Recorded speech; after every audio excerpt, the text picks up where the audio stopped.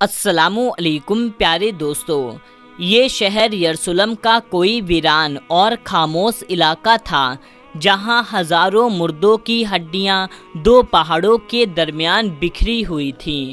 ایک بزرگ پہاڑ کے ایک اونچی چوٹی پر کھڑے تھے اور اللہ کی بارگاہ میں ہاتھ اٹھائے دعا میں مصروف تھے۔ ہر مخلوق اس منظر کو حیرت زدہ ہو کر دیکھ رہی تھی کہ اچانک ہواؤں میں کھنکی بڑھنے لگی اور میدان میں بکھری ہڈیاں حرکت میں آ گئیں۔ ان بوشیدہ ہڈیوں میں گویا جان آ گئی ہو اور وہ آپس میں جڑنے لگی۔ موت کی ایک خوفناک وادی میں ایسا کیا ہوا جو بنی اسرائیل کے لیے عبرت کا نشان بن گئی؟ وہ بزرگ کون تھے جن کی دعا سے یہ معجزہ پیش آیا؟ آج ہم اس ویڈیو میں حضرت حزقیل علیہ السلام اور موت کی وادی کے اس پرانے واقعے کو تفصیل سے جانیں گے۔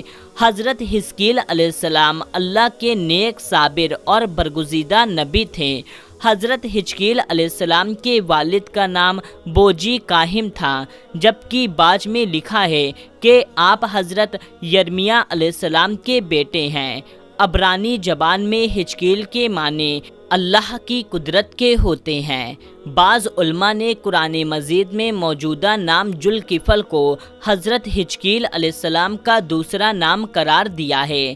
حضرت حزقیل علیہ السلام کا 62 سال کا زمانہ 622 قبل مسیح کا ہے۔ روایت سے پتہ چلتا ہے کہ آپ علیہ السلام ابھی بچے تھے کہ آپ کے والد کا انتقال ہو گیا۔ جب آپ کی عمر 62 سال کی ہوئی تو آپ کی والدہ بہت بوڑھی اور ضعیف ہو چکی تھی، اس لیے بنی اسرائیل کے لوگ آپ کو ابن العجوز یعنی بڑھیا کا بیٹا کہہ کر پکارتے تھے۔ حضرت حزقیل علیہ السلام حضرت موسیٰ علیہ السلام کے تیسرے خلیفہ تھے جو منصب نبوت پر سرفراز کیے گئے۔ حضرت موسیٰ علیہ السلام کی وفات کے بعد آپ کے خلیفہ اول حضرت یوشع بن نون ہوئے۔ ان کے بعد حضرت کالب بن یوحنا نے بنی اسرائیل کی امامت کی اور اس کے بعد حضرت حزقیل علیہ السلام حضرت موسیٰ علیہ السلام کے جانشین اور نبی ہوئے۔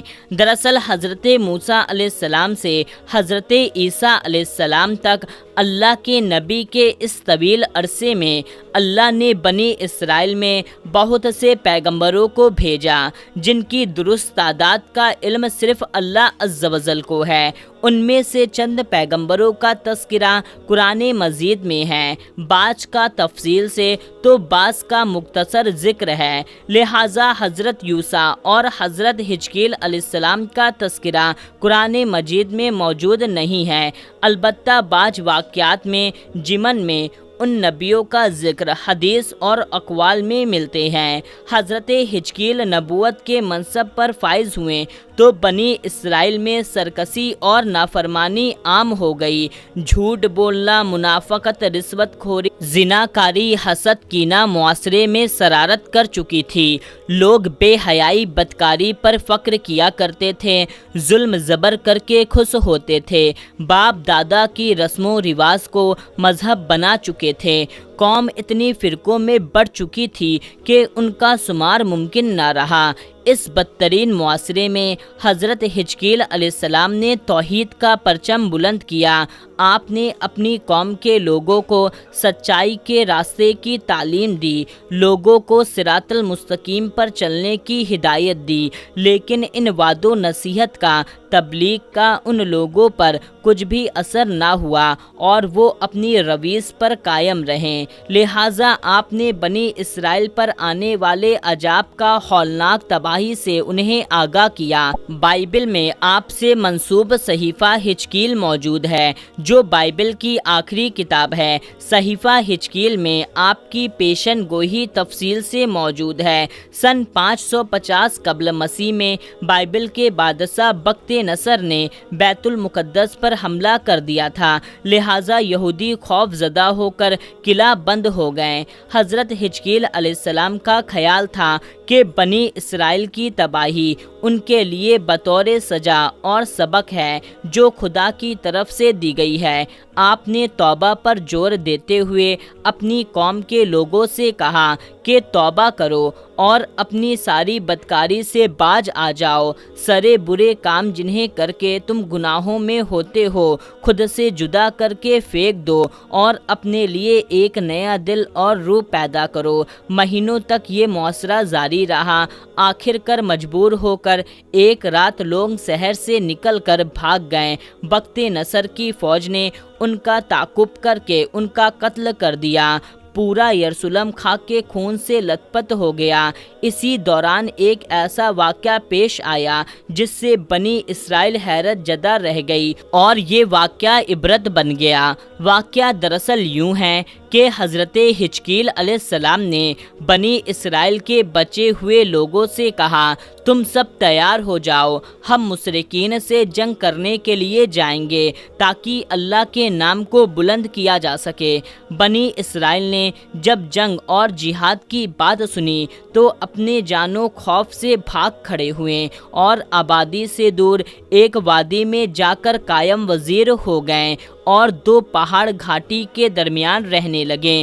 اللہ تعالیٰ کو ان لوگوں کی یہ حرکت بہت زیادہ ناپسند آئی، چنانچہ اللہ تعالیٰ نے ایک عذاب کے فرشتے کو اس جنگل میں بھیج دیا جس نے ایک پہاڑ کی آڑ میں چھپ کر اور چیخ مار کر بلند آواز سے یہ کہا، تم سب مر جاؤ۔ اس بھیانک چیخ کو سن کر سب کے سب لوگ وہی کے وہی مر گئے، جن کی تعداد 70,000 تھی۔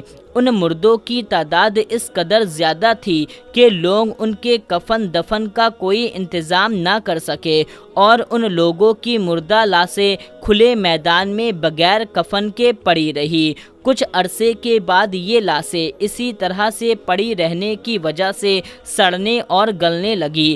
بے انتہائی بدبو سے پورے جنگل بلکہ اس کے اطراف میں بدبو پھیل گئی۔ کچھ لوگوں نے ان کی لاشوں پر رحم کھا کر چاروں طرف سے دیوار اٹھا دی تاکہ یہ لاشیں درندوں سے محفوظ رہ سکے۔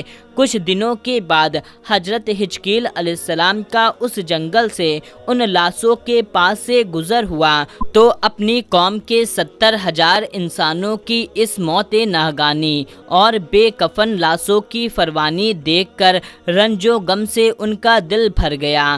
آپ علیہ السلام آپ دیدہ ہو گئے اور اللہ کے دربار میں دکھ بھرے دل سے گڑ گڑا کر دعا مانگنے لگے کہ یا اللہ، یہ میرے قوم کے افراد تھے جو اپنی نادانی سے یہ غلطی کر بیٹھے، موت کے ڈر سے شہر چھوڑ کر جنگل میں آ گئے۔ یہ سب میرے شہر کے باشندے ہیں، ان لوگوں سے مجھے محبت تھی اور یہ لوگ میرے سکھ دکھ کے شریک تھے۔ افسوس، میری قوم ہلاک ہو گئی، میں بالکل اکیلا رہ گیا۔ اے میرے رب، یہ جو قوم تھی تیری حمد کرتی تھی اور تیری توحید کا اعلان کرتی تھی اور تیری کبریائی کا خطبہ پڑھتی تھی۔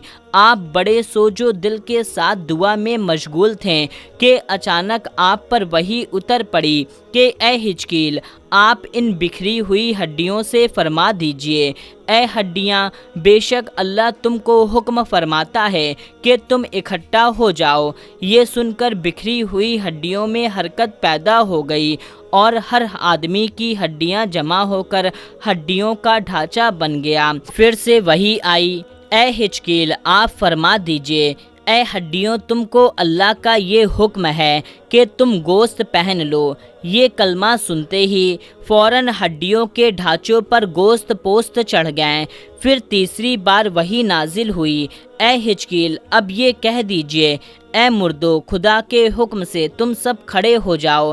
چنانچہ آپ کی زبان سے جیسے ہی یہ کلمہ جاری ہوا تو 70,000 لاشیں ایک دم کھڑی ہو گئیں اور تمام لوگ پھر سے زندہ ہو گئے۔ پھر سب یہ لوگ جنگل سے روانہ ہو کر اپنے شہر میں دوبارہ آ کر آباد ہو گئے اور اپنے عمر کی مدت تک زندہ رہیں۔ دوستو، آپ کو اتنا بتا دیں کہ ان لوگوں پر اس موت کا اتنا نشان باقی رہ گیا کہ ان کی اولاد کے جسموں سے سڑی ہوئی لاش کی بدبو برابر آتی رہتی ہے۔ چنانچہ یہ اثرات آج تک ان یہودیوں میں پائی جاتی ہے جو ان لوگوں کی نسل میں باقی رہ گئے ہیں۔ یعنی کہ دوستو، یہ جو یہودی لوگ ہیں ان کے جسم سے ہمیشہ سڑی ہوئی بدبو آتی رہتی ہے، اور یہ لوگ ان بدبوؤں کو چھپانے کے لیے نہ جانے کتنے مہنگے اور کس طرح کے پرفیوم کا استعمال کرتے ہیں، لیکن ان کے جسم سے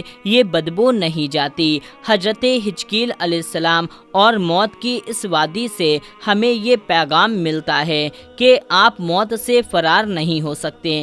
اس کا ایک وقت متعین ہے جس کا لمحوں میں بھی ذرہ برابر بھی نہ کمی ہے اور نہ جاتی ہے، جیسا کہ اللہ تعالیٰ نے فرمایا، ہر جاندار کو موت کا مزہ چکھنا ہے۔ موت حیات تقدیر الہی کے تابع ہے اور تقدیر الہی کے مقابلے میں کوئی تکبیر قرار نہیں ہو سکتی۔ پیارے دوستو، آج کی اس ویڈیو میں بس اتنا ہی۔ اس ویڈیو کو ایک لائک کر دے، چینل کو سبسکرائب کر لیں۔ ملتے ہیں تب تک کے لیے، اللہ حافظ۔